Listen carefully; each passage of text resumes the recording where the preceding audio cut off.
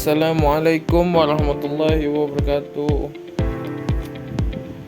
Saya Emda Fakhriansyah, NPM 2321 020069. Sini saya dari kelas J Prodi Hukum Tata Negara. Di sini saya akan menjelaskan materi tentang qawaid fiqhiyah. Definisi qawaid fiqhiyah. Pembahasan qawaid fiqhiyah merupakan hal yang paling signifikan karena penguasaan prinsip-prinsip fiqh akan disesuaikan dengan masalah fiqh yang berbeda tempat, waktu, dan kebiasaan dalam penerapan syariat Islam. Dengan demikian, qawaid fiqhiyah menjadikan syariat Islam selalu mampu menanggapi isu-isu sosial, ekonomi, politik, budaya, dan hukum.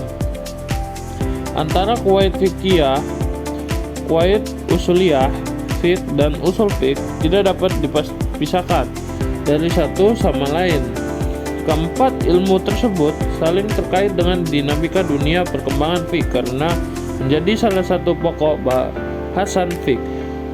Qawaid memiliki makna sebagai aturan umum dalam memahami syariah, sebagai aturan yang telah ditetapkan oleh Allah bagi umatnya.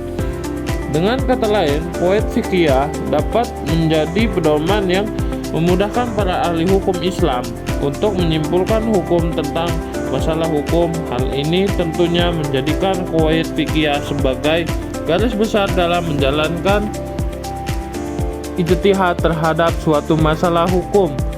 Karena fiqh tidak dapat berdiri tanpa landasan dasar.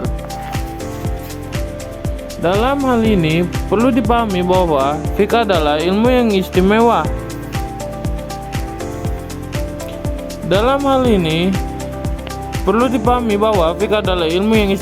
Sedangkan qawaid fiqhiyah memiliki karakter yang sangat umum. Urutan tentang kekhususan fiqh dan keumuman qawaid fiqhiyah dapat dijelaskan bahwa fiqh adalah pemahaman umum tentang prinsip-prinsip Islam dan hukum yang terkandung di dalamnya. Perkembangan qawaid fiqhiyah. Sejarah perkembangan qawaid fiqhiyah dibagi menjadi 3, yakni periode Nabi Muhammad SAW, periode khalifah yang menjadi petunjuk, dan periode para pengikut. Pada masa Nabi SAW terlihat tegaknya hukum Islam berdasarkan wahyu, nas yang jelas, universal, dan global. Ketika itu, Nabi Muhammad memegang otoritas tertinggi dalam membuat keputusan hukum dan semua masalah dalam masyarakat dapat dijawab melalui Al-Quran serta hadis. Penerapan hukum dimulai ketika Nabi SAW berada di Madinah. Selama periode ini tidak ada bidang studi khusus tentang Al-Quran dan hadis. Para sahabat memfokuskan upayanya pada ijtihad dan menerapkan ajaran Al-Quran serta hadis. Pengetahuan terbatas pada penerapan dan pengembangan hukum yang ditetapkan oleh Nabi SAW ketika menghadapi masalah baru. Aspek praktis fiqh lebih dikenakan daripada aspek teoritisnya, dan para sahabat akan langsung bertanya kepada Nabi SAW tentang isu-isu yang bermunculan pada masa ini. Tidak ada upaya untuk membuat kerangka teoritis pemikiran masa depan karena Nabi SAW adalah satu-satunya mujtahid, ahli hukum saat itu. Segala sesuatu yang berasal dari Nabi SAW kemudian menjadi sunnah, tradisi, dan dikodifikasikan menjadi hadis. Nabi tidak meninggalkan fiqh tertulis yang siap pakai. Beliau hanya menyisakan prinsip-prinsip dasar dan beberapa hukum spesifik yang tercantum di dalam Al-Quran dan hadis. Prinsip itu dapat digunakan sebagai dasar pemikiran untuk memecahkan masalah parsial. Dengan begitu, fiqh akan terus berkembang, fleksibel, dan memiliki lingkup yang luas. Al-Quran dan Al-Hadis mengandung banyak ayat dan penjelasan yang bersifat umum serta menjadi landasan bagi masalah parsial. Seperti dalam hadis tentang niat yang menggunakan kaidah al-amru bimaqasidiha. Beberapa pernyataan Nabi Muhammad yang dianggap sebagai kaidah fiqh antara lain, pajak itu disertai imbalan jaminan.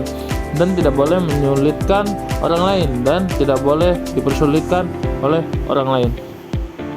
Setelah kematian Rasul, kaum muslim dihadapkan pada kepemimpinan Khulafaur Rasyidin. Pada masa ini, pandangan para sahabat mulai berubah dan berkembang. Mereka mulai membutuhkan ijtihad untuk memahami hukum karena tidak bisa lagi menanyakan langsung kepada Nabi SAW. Tindakan ijtihad bertujuan untuk memecahkan masalah baru yang belum pernah terjadi semasa Nabi SAW hidup. Adapun metode ijtihad yang digunakan oleh mencari keterangan di dalam Al-Quran dan Sunnah serta rayu apabila solusi tidak kunjung ditemukan. Kedua tindakan tersebutlah yang membedakan masa ini dari masa sebelumnya. Adapun munculnya ijma, kesepakatan, juga membedakan masa ini dengan masa sebelumnya. Contohnya, saat Abu Bakar dan Umar mengumpulkan pendapat sahabat lain dan memutuskan berdasarkan apa yang disepakati. Contoh lain, pola pemikiran seperti kaidah fiqh yang diterapkan pada masa ini, seperti perkataan Umar, ketentuan hak bergantung pada syarat. Pada periode tabi'in, pemahaman tentang ilmu fiqh mulai ditegakkan.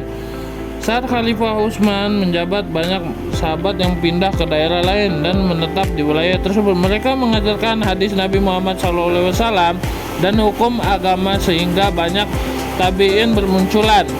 Ilmu fiqh menjadi disiplin ilmu tersendiri karena jasa para tabi'in yang berhasil menolak fitnah dan gejolak internal.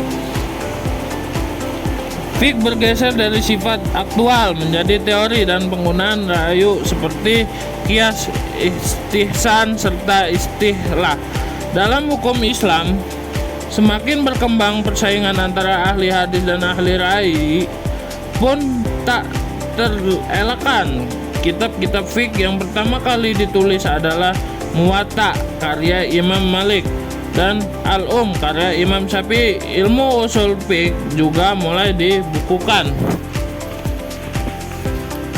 sebagai kerangka berpikir untuk menggali hukum. Istilah-istilah fiqh baru bermunculan dan teori fiqh sangat berkembang pada periode ini. Cukup sekian presentasi dari saya, penjelasan materi, pemaparan materi dari saya. Buku ini saya ambil dari penerbit Ahmad Muzammil Alfa Nasrullah MAG.